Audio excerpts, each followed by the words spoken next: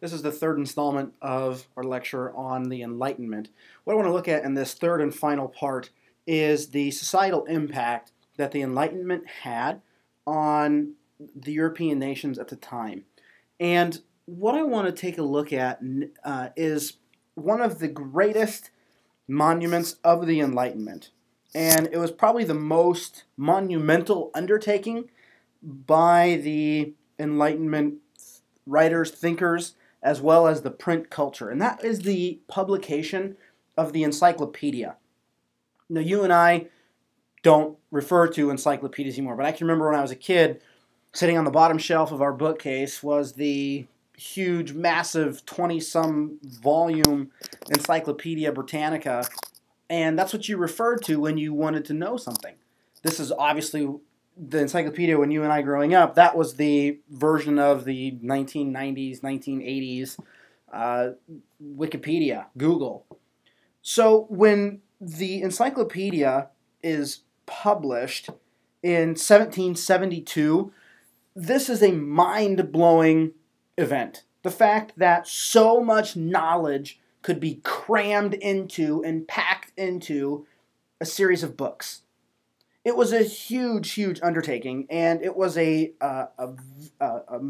I said, a monument. One of the greatest things to come out of the Enlightenment was the encyclopedia. And it's fascinating. It comes out in 1772, and it's widely published and used up until, our lifetimes. They're starting to see now they're falling to the wayside because of Wikipedia and Google. But at the same time, a lot of that information is now found there. So that's what we want to talk about with the encyclopedia. The next is, again, arguably one of the most influential people and one of his writings. And that would be Adam Smith. Adam Smith's most famous writing, and our text calls it, and I would call it, probably the most important work dealing with economics to be published in the Enlightenment. The actual full title was The Inquiry into the Nature and Causes of the Wealth of Nations, but it's easily known as The Wealth of Nations. And so Adam Smith, he wrote The Wealth of Nations. This is what I would call, and what the book calls, the most important written work about economics coming out of the Enlightenment. And what Smith coined is this idea of laissez-faire, all right? Laissez-faire. And laissez-faire, that's found on, if you want to refer to it in your book, it's found on page 524. And laissez-faire essentially favors a limited role for the government in economic life. And his purpose in writing this was the current economic system set up in Europe was obviously mercantilism, right? Mercantilism is the idea that the mother country forms colonies, and the colonies is their sole reason for existence is to send stuff to the motherland. He says that shouldn't work, or he said it doesn't work and it shouldn't be allowed. It should be abolished. He said the best way to encourage growth is to allow individual people to pursue their own selfish interests, their own selfish economic interests. So essentially, let the small businessman individually do his own stuff without government intervention. Okay? So that's what Adam Smith's Wealth of Nations comes with, the idea of laissez-faire, which is a fancy way of saying limited impact of the government on the economy. Let individuals pursue their own economic interests. All right? That's one of the big ideas of Adam Smith. What I want to look at then is there's a couple thinkers there's two. The first political thinker is Montesquieu. All right? Montesquieu, to think in broad terms, his most influential idea that came out of his writings was the division of power in the government. Okay?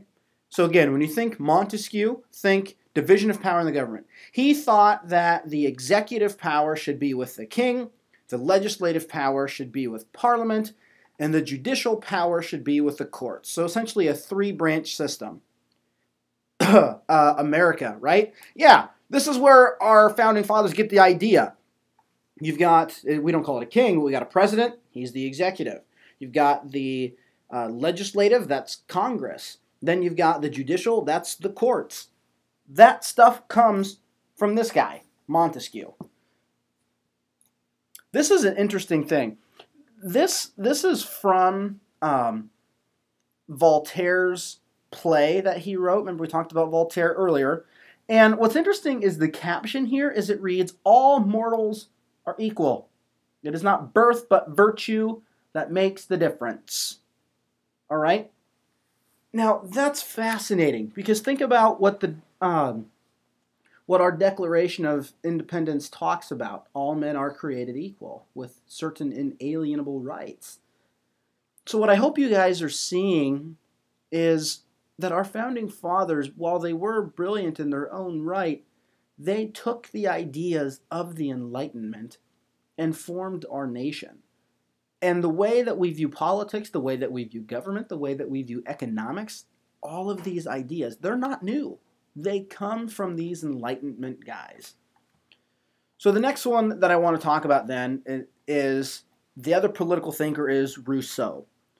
Whereas Montesquieu came up with the idea of division of power, Rousseau kind of takes a different outlook on society. Now, what's interesting about Rousseau, you might be wondering, why do I have a picture there of the Eeyore from Winnie the Pooh? Well, Rousseau is a really interesting guy. He's sort of like the 1700s version of Eeyore. The book says, quote, Rousseau hated the world and the society in which he lived.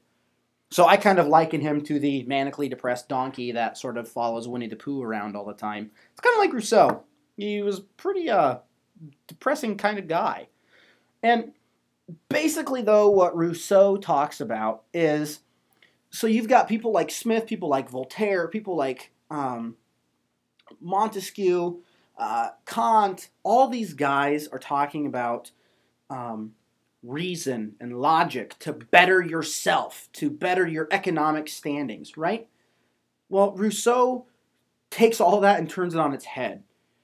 And for Rousseau thinks that, a better way to put it is, Rousseau challenged the idea of desiring to get all this stuff for yourself. Rousseau's big thing was you can maintain your own personal freedom while maintaining your loyalty to your community or your government or your country. Okay? He said freedom is obedience to the law. So Rousseau's completely challenging this idea of, like what Smith just said in Wealth of Nations, pursue your own economic interests for yourself, for your own money. What Rousseau is saying is it shouldn't be about you. It shouldn't be about your own personal economic gain. It should be about what you can do for the state, what you can do for your country, what you can do to be a member of the larger community. To me, that kind of sounds like, if you remember, I challenge you to Google search it, John F. Kennedy's speech, ask not what you can do for what your country can do for you, but what you can do for your country. Super famous quote, super famous line in which JFK, when he was inaugurated to the presidency in the 1960s, he was challenging the American public to stop asking what America's going to give you and what you're going to give America instead. That's got Rousseau written all over it. So I challenge you to take a look at that to see if you can find the parallels. So what does this all mean? All right? We've looked at where the Enlightenment came from, its influences. We looked at the thinkers, who they were. We looked at their views on religion and how they think the church is the chief obstacle, deism, the clockmaker idea, toleration, being more accepting of people's views. Then we looked at the social impact, things like the encyclopedia being published. Then you've got guys like Adam Smith and the Wealth of Nations, laissez-faire. Political thinkers, Montesquieu, a three-branch government where they share power, checks and balances. That's all Montesquieu. Then we look at Rousseau. What do you do for your nation? So what I hope you see, everybody, is that America was founded, Western European thought drastically shifted away from the old regime in which the church knows what's best, the Pope knows what's best, the king knows best, and it becomes this process of undermining and of challenging the old regime. That's what the Enlightenment did. And next week, we're going to take a look at the French revolutionaries, and we're going to see how they were trying to fulfill this, how they were trying to directly attack the old regime, and the old regime held on, and that's when we see the fight in France, and known as the French Revolution. So overall, what I want us to remember is that, by and large, the Enlightenment promoted the idea of change and reform. It gave the central place to humans rather than God. All right, I want to say that again.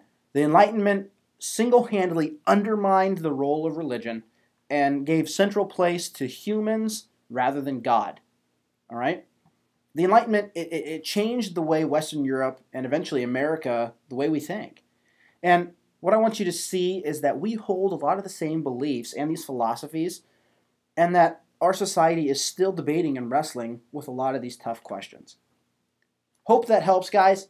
Hope that this gave us a little bit of understanding of a very complicated, a very tough to understand time period in history. We'll be in touch. Have a great week.